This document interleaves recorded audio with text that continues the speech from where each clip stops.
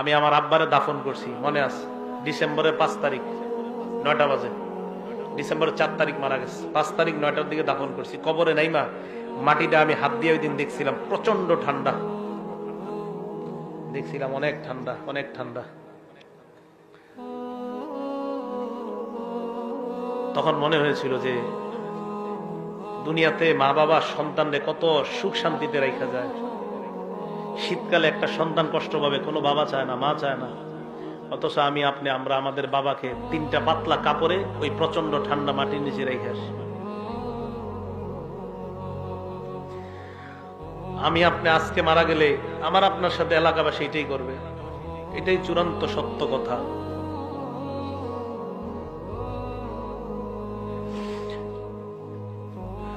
মারা যাওয়াটাই চূড়ান্ত সত্য কথা, মারা থেকে কেউ বাঁচতে পারবে না। আল্লাহ ডাক দিয়ে বলবে, আফরিশুহু মিনাল জান্নাহ, আমার বান্দারে পাতলা পোশাকে দুনিয়ার মানুষ কবর দিছে, তারে জান্নাতের পোশাক পরায়া দাও।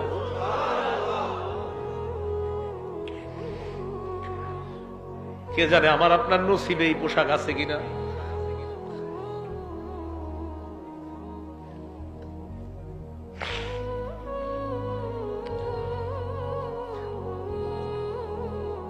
এই কথা বলার পর আল্লাহ বলবেন, আফরিশুহু মিনাল জান্নাহ ওয়া আলবিসুহু মিনাল জান্নাহ। প্রথমে বলবেন আমার বান্দার কবরটা জান্নাতের বিছানা বিছায়া দাও। ওয়া আলবিসুহু মিনাল জান্নাহ, তার শরীরে জান্নাতের পোশাক পরায়া দাও। এরপর বলবে ওয়াফতাহু লাহু বাবান ইলাল জান্নাহ, তার কবর থেকে জান্নাত পর্যন্ত একটা দরজা খুলে দাও, কবর থেকে যেন জান্নাতের নিয়ামতগুলা দেখতে পায়। জান্নাতের দরজা খুলে দেওয়ার পর বান্দা তাকায় দেখবে জান্নাতের হুররা নাচানাচি করতেছে। ওই বান্দার মন চাইবে হুর স্পর্শ করার জন্য। আল্লাহ বলবে নামকানাউ মাতিল আরুস, বান্দা তুমি থামো, বাসর রাতের দুলার নেই তুমি ঘুমিয়ে যাও। লা ইউকিযুহু ইল্লা আহাব্বা আহলিহি, বাসর রাতে ফজরের আজান হয়ে গেলে তোমার প্রিয়তমা ছাড়া তোমাকে অন্য কেউ জাগ্রত করার মতো ঘরে কেউ থাকে না। কবরের মধ্যে তুমি আসছো, এই জায়গায় তোমার প্রিয়তমা নাই, প্রিয়তমা নাই। ইমানদার, আমি আল্লাহ তোর প্রিয়তম হয়ে গেলাম। কিয়ামতের মাঠে আমি তোকে উঠাবো।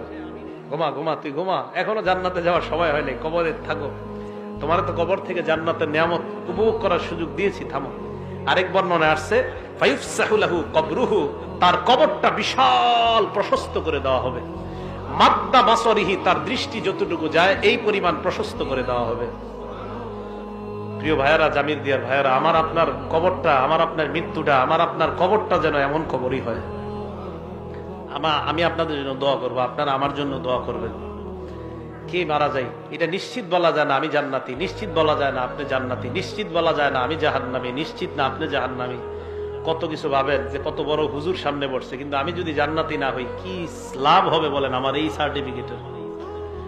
এই জন্য মরণের চিন্তাটা খুব বেশি করা দরকার। আল্লাহ আমাদের সকলকে তৌফিক দান করেন। ওই বান্দাকে কবরের মধ্যে রাখার পর হঠাৎ ওই বান্দা যখন কবরে থাকবে, এক বর্ণনা আসছে বান্দা দেখবে তার কবরে সুন্দর একটা মানুষ। হ্যাঁ, এই তুমি কে? বলবে আনা আমালুকা সলিহ, আমি তোমার নেক আমল।